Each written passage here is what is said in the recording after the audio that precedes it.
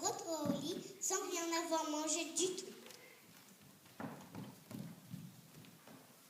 Ce soir-là, une forêt poussa dans la chambre de Max. D'abord un arbre, puis deux, puis trois. Des lianes pendaient du plafond et au lieu des murs, des arbres à perte de vue. Un oiseau gronda qui portait un bateau qui attendait Max. Alors Max fit voile, il navigua nuit et jour, il navigua pendant des semaines, il navigua plus d'un an pour arriver au pays des Maximonstres.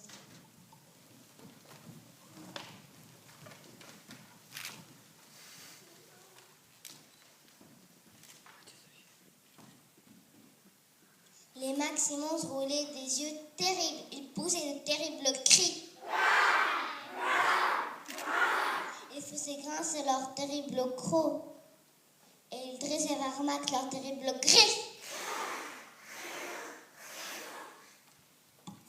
Silence!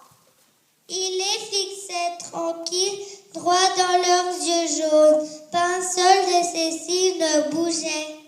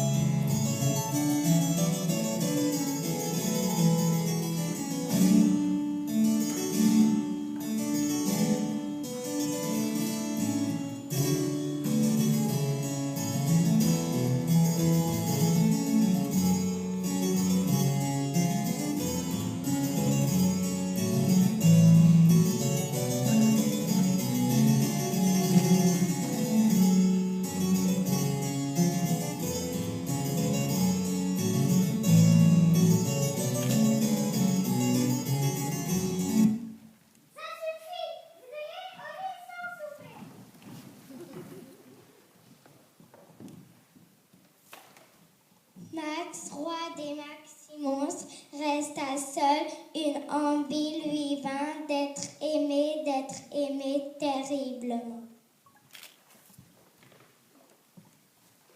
De loin, très loin, du bout du monde, lui venaient des odeurs de choses bonnes à manger. Max renonça à être roi des Maximonstres.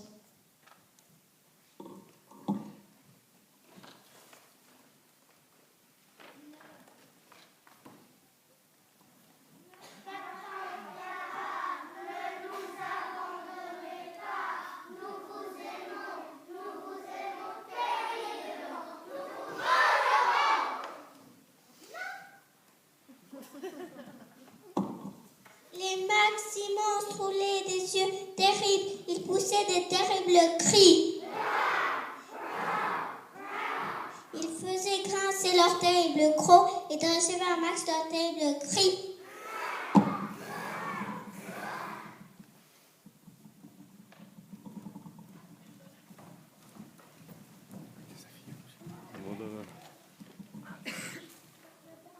Il fit voile à nouveau, il vogua le matin, il vogua le soir.